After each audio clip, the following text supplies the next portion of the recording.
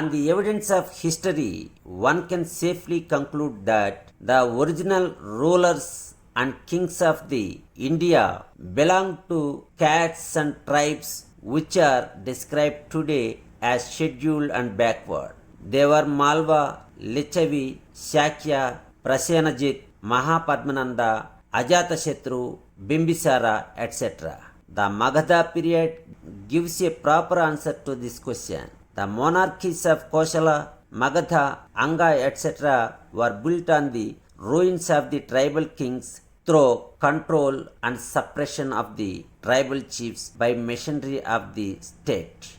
These monarchs ruled these kingdoms and ultimately destroyed political power of the tribal chiefs. Malwa and Lichavi tribes were grouped as low castes. The Shakya tribe from which Buddha hailed was a Kshatriya tribe and adopted a system of elected kingship. The evidence suggests that there were democratic states and tribes. However, all kingdoms had tribal names. Prasenajit, king of Kosala, derived his name from the Ikshvakus line, which was a Sudra line and was from a low tribal origin called Matanga Kula. Rama of the Ramayana also belonged to the Ikshvakus. The Matanga caste was the untouchable caste of Man, Kosala and Magadha. On the death of Prasenajit, king of Kosala, his nephew Ajatashatru, king of Magadha, had taken over the kingdom of Kosala. Thus, all tribal kingdoms were annexed by Mahapadmananda of Magadha by 350 BC.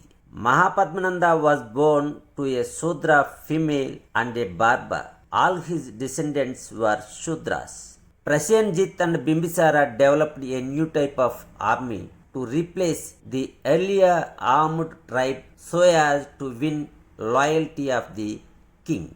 Despite the principle of his dynastic rule, the new office of commander-in-chief was held by the heir apparent. Such an army could not have been maintained without regular taxes and extensive revenue.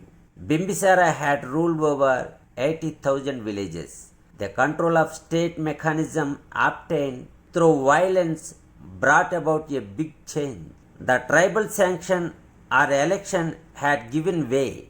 The new class of people engaged in production of commodities and trade needed the support of the state. Now, the king assumed the prerogatives of all tribal chiefs. By now, there was no tribal restrictions on the king's role. The Kshatriyas, who collected taxes from the surplus produced, lived by the sweat of those who labored.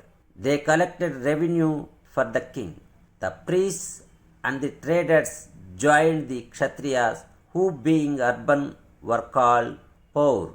Though there was no tribal control over the king, the poor of the Janapada enjoyed special relations with state, and their formal assent at the time of coronation of the king was needed. It gave them control over the king. By the 6th century BC, there was no private property except house plots and gardens.